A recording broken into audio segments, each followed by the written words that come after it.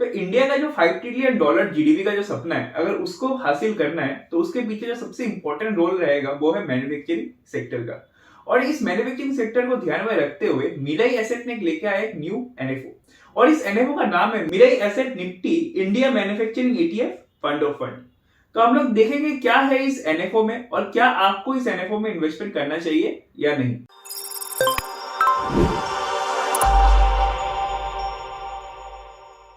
तो manufacturing sector में वो क्षमता है कि वो जीडीपी को ऊपर की तरफ पुश कर सकता है। ये माना जा रहा है कि 20% ऑफ द जीडीपी कंट्रीब्यूशन जो रहेगा वो रहेगा आपका मैन्युफैक्चरिंग सेक्टर से। तो हम लोग देखते हैं कि और क्या क्या बातें हैं मैन्युफैक्चरिंग सेक्टर में जो कि ये एक ना लिक्विडिटी हमें दिख रहा है। पहला पॉइंट तो ये कि जो कंट्रीब्यूशन टू जीडीपी, जैसे कि मैंने बताया कि आने वाले डेकेड में ये एक्सपेक्टेड है कि 20% जो कंट्रीब्यूशन रहेगा वो मैन्युफैक्चरिंग सेक्टर से रहेगा।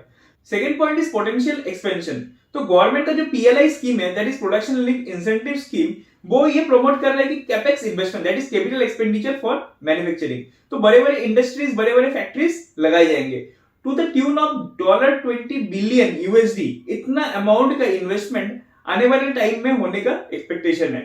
अगर हम लोग फार्मा एंड मेडिसिन इंडस्ट्रीज का बात करें तो मार्केट साइज एक्सपेक्टेड है कि $50 बिलियन तक होने का संभावना है बाई 2025।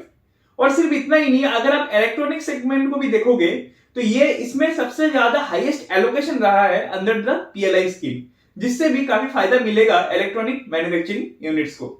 अगर ऑटो का बात करोगे, ये भी एक की बेनिफिशियरी है आपका पीएलआई स्कीम्स में। And last but not the least, सिर्फ कैपेक्स में ही नहीं, गवर्नमेंट का फोकस प्रोडक्शन एक्टिविटीज में भी है।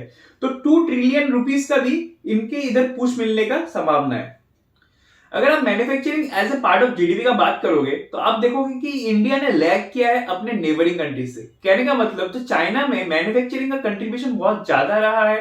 प्लस अगर आप थाईलैंड को भी देखोगे तो वो छोटा कंट्री होने के बावजूद उनका जो मैन्युफैक्चरिंग एक्टिविटी है उसका कंट्रीब्यूशन जीडीपी की तरफ ज्यादा रहा है as compare to India. But आने वाले सालों में ये चेंज होने का संभावना है, इन द सेंस कि इंडिया में भी मैन्युफैक्चरिंग को काफी ज्यादा पुश मिलेगा और मैन्युफैक्चरिंग के चलते जीडीपी में भी आपको ग्रोथ देखने को मिलेगा और जीडीपी में इसका हिस्सा काफी ज्यादा हद तक बढ़ने वाला है। तो इसके पीछे इंडियन गवर्नमेंट का भी काफी सारे इनिशिएटिव्स रहा है, चाहे आप प्रोडक्शन लिंक इंसेंटिव जैसे कि मैंने आपको बताया, या फिर आप मेक इन इंडिया का बात कर लो, national manufacturing policy, skill India, smart उद्योग एंड इंडस्ट्री 4.0। तो इतने सारे पॉलिसीज एंड चेंजेस वो लोग लेके आ रहे हैं मैन्युफैक्चरिंग सेक्टर को बूस्ट करने के लिए। तो अगर आप स्क्रीन में देख रहे हो कि प्रोडक्शन लिंक इंसेंटिव स्कीम्स के तहत कौन से सेक्टर या फिर सेगमेंट को सबसे ज्यादा फायदा हो रहा है, तो उसमें आप देखोगे कि मोबाइल एंड अदर इलेक्ट्रॉनिक में सबसे ज्यादा कंट्रीब्यूशन जा रहा है, फॉलोड बाय ऑटोमोबाइल, फार्मास्यूटिकल और भी काफी सारे सेक्टर्स है जहां पे गवर्नमेंट का एक इंक्रीज पुश रहा है उन सेक्टर्स को प्रमोट करने के लिए। तो ओवरऑल ये मैन्युफैक्चरिंग में कंट्रीब्यूशन करेंगे। अभी हम लोग बात करते हैं निफ्टी इंडिया मैन्युफैक्चरिंग इंडेक्स के बारे में, जिसको बेसिस रख के ये स्कीम बनाया गया है। तो इसका जो बेस इंडेक्स रहेगा वो रहेगा आपका Nifty 100 index, Nifty 150 mid cap index और निफ्टी स्मॉल कैप 50 इंडेक्स। तो इन तीनों इंडेक्स को ध्यान में रखते हुए ये इंडेक्स का कंस्टिट्यूशन किया गया है। और इसका खास बात ये है कि कोई भी एक पर्टिकुलर स्टॉक में 5% से ज्यादा एलोकेशन नहीं होगा, मैक्सिमम वेटेज है 5% और सेक्टरल मैक्सिमम वेटेज है आपका 20%। तो ऑटो सेक्टर में कितना मैक्सिमम पैसे लगा सकते हैं? ओनली 20%। और ये जो इंडेक्स है इसको रिकंस्टिट्यूट एंड रिबैलेंस किया जाएगा सेमी एनुअली। तो अगर आप परफॉर्मेंस का बात करोगे तो आपको दिखेगा जो निफ्टी इंडिया मैन्युफैक्चरिंग इंडेक्स है और निफ्टी 500 इंडेक्स है, इन दोनों का परफॉर्मेंस बराबर रहा है, ऑलमोस्ट बराबर रहा है। और जब भी गवर्नमेंट ऑफ इंडिया का पुश आया या फिर इकोनॉमिक रिकवरी का कोई सिचुएशन आया, तब जो ये मैन्युफैक्चरिंग इंडेक्स है इसने बेटर परफॉर्म किया और बीट किया निफ्टी 500 इंडेक्स को। अगर हम लोग सेक्टरल एंड मार्केट कैपिटलाइजेशन का बात करें तो ऑटोमोबाइल और इंडस्ट्रियल मैन्युफैक्चरिंग में हाईएस्ट एलोकेशन है, followed by pharma and metal.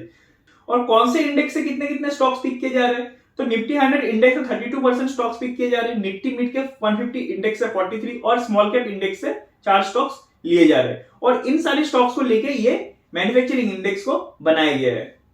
अगर आप पीरियोडिक परफॉर्मेंस का बात करोगे, since Inception Nifty India manufacturing index ने रिटर्न दिया है 14.5%, जो कि इन लाइन है निफ्टी 50 इंडेक्स और निफ्टी 500 इंडेक्स के। तो कौन कौन से स्टॉक्स आपको इस इंडेक्स में देखने को मिलेंगे, तो कुछ बड़े नाम जैसे Reliance industries, Tata steel, Maruti Suzuki India, तो ये सारे कंपनीज आपको इस इंडेक्स में देखने को मिल जाएंगी। साथ ही साथ कुछ छोटे छोटे कंपनी जैसे हिंदुस्तान कोपर, लिंडे इंडिया, इंडोनेस टेक्नोलॉजीज, ये सारे कंपनीज भी इस इंडेक्स का पार्ट रहेगा। और जहां तक वैल्यूएशन का सवाल है, अगर आप पीई को देखोगे तो इनका जो हिस्टोरिकल एवरेज पीई है दैट इज 21.41x, उसके लगभग बराबर है अभी का पीई। और जहां तक पीबी का सवाल है, अगर आप 12 मंथ ट्रेलिंग पीबी को कंपेयर करोगे एवरेज पीबी से तो वो स्लाइटली ऊपर की तरफ है। तो valuation wise it appears to be quite reasonable. तो क्या आपको इस एनएफओ में पैसे लगाने चाहिए? तो इसके दो पहलू है, पहला active versus passive investment strategy, and दूसरा Mirae as a fund house या फिर मिराई एज ए स्कीम, ये जो स्कीम वो लोग लेके आ रहे हैं वो कैसा है। तो पहला पॉइंट तो अगर मैं डिस्कस करूं, अगर आप एक एक्टिव इन्वेस्टर हो तो आपको उन स्कीम में इन्वेस्टमेंट करना चाहिए जहां पे फंड मैनेजर एक्टिव कॉल्स लेता है और ये डिसाइड करता है कहां पे वो लोग पैसे लगाएंगे और कहां वो लोग पैसे नहीं लगाएंगे। But as a passive investor आप इंडेक्स फंड में पैसे लगा सकते हो। और जहां तक मिराई फंड हाउस का सवाल है, yes this is definitely a good fund house. और जहां तक ये स्कीम का सवाल है, definitely it's a new theme. इस थीम को बेस करके पहले कोई स्कीम मार्केट में नहीं आया है, तो आप इस स्कीम को एक्सप्लोर कर सकते हो। तो मैं अभी आपको एनएफओ के डिटेल्स के बारे में बताता हूं। तो ये एनएफओ ओपन हो रहा है आपका 10 जनवरी को और ये क्लोज होगा आपका 24 जनवरी को। और इसका जो अलॉटमेंट डेट है that is 31 January. Minimum investment amount है ₹5000। फंड मैनेजर है आपका एकता गल्ला और सिस्टमेटिक इन्वेस्टमेंट प्लान का भी इसमें ऑप्शन है जहां पे आप ₹1000 पर मंथ इन्वेस्टमेंट कर सकते हो। एंड जहां तक एग्जिट लोड का सवाल है, अगर आप 3 महीने से पहले पैसे निकाल लेते हो तो 0.5% का इसमें एग्जिट लोड है। और जहां तक टैक्सेशन का सवाल है, इक्विटी म्यूचुअल फंड में जो टैक्स लगाया जाता है उसके हिसाब से इसको टैक्स किया जाएगा। तो दोस्तों मैंने आपको इस एनएफओ के डिटेल्स के बारे में बताया। अगर अभी भी आपके मन में कोई क्वेरीज है तो आप उसे कमेंट कर सकते हो। अगर आपको ये वीडियो अच्छा लगा तो जरूर लाइक करिए, शेयर करिए अपने दोस्तों के साथ और हमारे चैनल को डेफिनेटली सब्सक्राइब करिए।